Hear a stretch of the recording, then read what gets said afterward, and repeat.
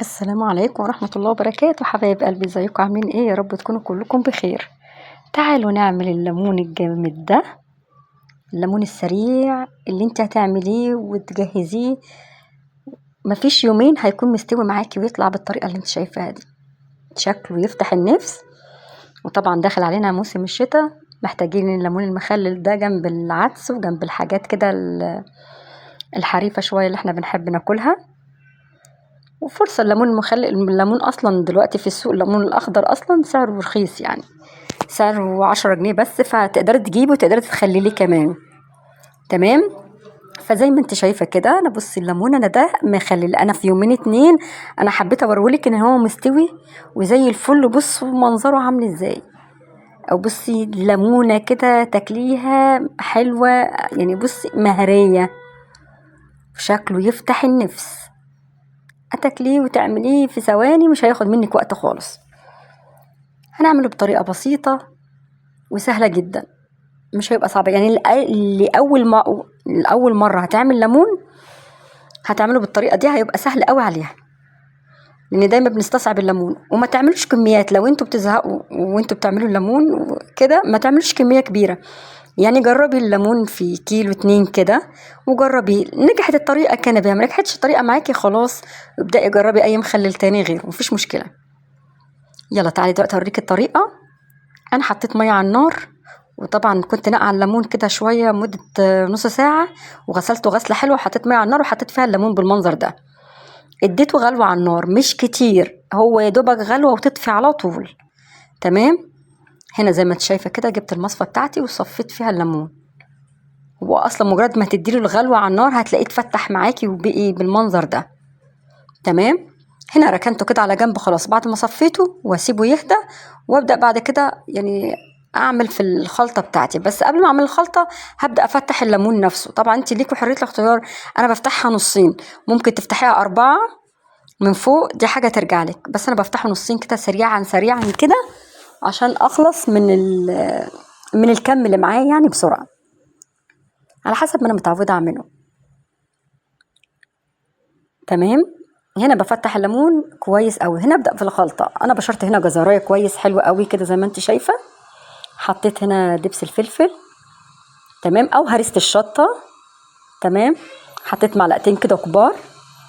وهنا كنت جايبه عصفر، هتجيبي من عند العطار ب5 جنيه او 10 جنيه عصفر. وحبه البركه انا بحبهم بصراحه، مش بستغنى عنهم خصوصا في الليمون. اديني بقول لكم انا الليمون ما اقدرش استغنى عن الحاجتين دول، دايما متعوده اخلي الليمون بالمنظر ده. انا بحب حبه البركه فبحط كتير بصراحه. تمام. هنا حطيت بقى كم برضو حبه ملح برضو حلوين كده، في حدود كده في حدود 3 معالق زي ما انت شايفه كده. تمام. واقلب الخلطه بقى مع بعض. هتقولي ملح ليه؟ اقولك الملح لازم، او انا بحشي الخلطه بيه الملح بيكون كويس قوي، الملح لازم يكون كويس قوي. تمام. فزي ما انت شايفه كده اروح حاطه الملح واقلب كويس قوي كده. الخلطه بتاعتي بقت جاهزه، مش معايا اي حاجه تانية. هبدا اجيب الليمون بقى بتاعي واحشي في النص، يعني النصين اللي انا فتحتهم كده ابدا احشي الليمون اللي انا هخلله. لو وصلت لحد الفيديو لحد الوقت ده في الفيديو، يا ريت ما تنسينيش في اللايك والاشتراك في القناه. يعني اللايك بيسعدني جدا، وفي نفس الوقت اشتراكك في القناه ده هيزيدني شرف. يعني انتوا اخواتي وانا بحبكم في الله جدا. اي حاجه انتوا عايزينها أنا تحت امركم. طبعا هنا بدات احشي الليمون. بحشي الليمون بفتحه نصين كده وبحشيه بالمنظر ده زي ما انت شايفه كده. سهل جدا والله، ما بياخد وقت خالص، والطعم ما اقولكوش. ما يعني انا ما بحبش زي ما قلت لكم اشكر في الحاجه، بس جربوها وانتوا هتشوفوا. هنا حشيت الليمون كميه الليمون كلها. خلاص خلصت كده الحشو بتاعت كميه الليمون. هنجيب البطرمان بتاعي. لو انا مش غسلاه من الاول ومعقماه، فيعني حبيتي تغسليه على السريع خلاص عقميه دلوقتي، مفيش اي مشكله خالص بالنسبه لي. هاتي البطرمان وحطي خل فيه، وابدأي عقمي بقى البطرمان بالمنظر ده. وبعد كده ترص الليمون واحده واحده، يعني ترصيه كويس قوي. طبعا اللي زاد من الخلطه زي ما انت شايفه كده انا حطيته في شفشق كده، وهاخد ميه الليمون هحطها على الخلطه، بقيه الخلطه اللي زايده. تمام. طبعا هنا في ربع كوبايه ليمون معصوره. مش بحط خل، لو حابه تحطي خل حطي براحتك مفيش مشكله. طبعا حياء الملح على حسب ما انت عايزه، اذا كنت عايزاه دلع شويه او عايزاه يعني حادق اكتر فده كده تمام. ماشي. هنا حطيت ميه الليمون بتاعتي، ما تقوليش الميه بتمرر، اقسم بالله ما مرر ولا حاجه، عاملاه زي الفل.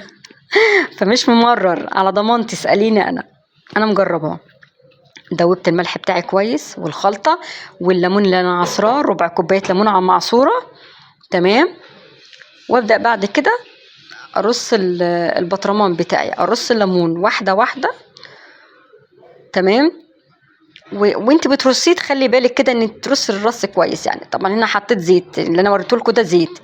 هتقولي احط في الخلطه زيت، او احط في الخلطه زيت عشان يطلع معاكي. اول حاجه الزيت بيمنع العفونه، ثانيا الزيت بيدي لمعه حلوه قوي لليمون.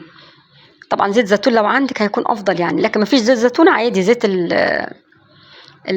الذره بتاعنا العادي طبيعي مفيش اي مشكله. هنا بدات ارص الخطوه دي، ارص فيها الليمون كويس قوي زي ما انت شايفه كده، واحده واحده. تمام. معلش المقطع يعني ما خدتش بالي منه وانا بصور، الكاميرا راح في مكان تاني بعيد عن الرص الليمون، مش عارفه ليه، بس يلا معلش. المهم رصينا الليمون زي ما انتم شايفين بالمنظر ده. وبعد كده الخلطه دي اللي انا مدوباها وحاطه فيها الزيت وحاطه فيها باقي الخلطه والملح وكل حاجه، هبدا هنا املى بيها البطرمان بالمنظر ده زي ما انت شايفه كده. هملى لحد لما يوصل لحد اللي فوق كده، انه يبقى خلاص يعني على الوش كده، تبقى الميه يعني اللي انا زودتها لليمون تبقى طافحه كده شويه كده على الوش كده. تمام. هنا حرك البطرمان كويس عشان بقى اظبط الميه، او اظبط يعني التحديق بتاع الليمون. خلاص هنا الليمون كده خلاص الدنيا اتظبطت معايا. بصوا منظره وشكله والله يفتح النفس من قبل حتى ما يتاكل، حتى منظره كان حلو قوي. تمام. هنا بقى حطيت عليه حبة زيت على الوش، لازم تحطي زيت شوية كتير على الوش. الحمد لله المقطع جه. حطيت زيت على الوش زي ما انت شايفة كده. وبعد كده كيس بلاستيك يكون نظيف مش مستخدم، وتقفلي البطرمان وتسيبيه يومين 2 يومين 3. طبعا انت حابه تاكلي منه خلال يومين يعني مفيش مشكله، لكن لو سبتيه اسبوع سبتيه اكتر على العموم كده كده هيفضل معاكي زي الفل ما فيهوش الهوا، لان خلاص احنا عقمنا وعملنا وقفلنا، فالبطرمان زي الفل. بس زي ما شفت في المقطع الاخير اللي انا فتحته قدامك بعد كده وطلعت منه بعد كده، طلع زي الفل وزبده، بجد حرفيا هو زبده. احلى شويه ليمون ممكن تعمليهم بطريقه بسيطه، ما بتاخدش وقت معانا، واسهل علينا وارخص كمان في السعر من الزيتون. السنه دي مولع جدا، وفي ناس ما جابتش زيتون السنه دي وما خللتش، فعملت البديل الليمون. انا شايفه كتير قوي ناس كتير السنه دي عملت ليمون كتير بديل للزيتون عندها، وفي ناس طبعا ما تقدرش تستغنى عن الزيتون، فده طبيعي يعني، اللي قدر جاب وعمل زيتون خلاص تمام. هنا بقى زي ما انت شايفه كده، لما فتحت البطرمان كده بعد يومين ولقيت الليمون بتاعي استوى وشكله يفتح النفس، ده غير طعمه طبعا مش قادره اقول لكم. الطعم في حته تانية، في حته تانية. شايفين الشكل بتاعه مغري، مغري بجد. جنب اي حاجه جنب اي حاجه تاكلوا الليمون المخلل ده بيبقى تحفه، انا مبقدرش استغنى عنه، ويبقى انضف واحلى بكتير من اللي بيتعمل في الشوارع. والله انت تعمليه في البيت يبقى انضف بكتير. كفايه الشكل بتاع بس الهريسه الموجوده دي والحاجات اللي انا حطاها وحبه البركه الجميله بتاعتنا. يا رب الفيديو بتاعي يكون عجبكم واستفدتوا منه، ولو اي حاجه عايزينها تكتبوها لي في الكومنتات. زي ما انت شايفه الليمون كده طعمه تحفه ومستوي ومهري وزي الفل. يا رب الفيديو يكون عجبكم. شكرا ليكم، والسلام عليكم ورحمه الله وبركاته.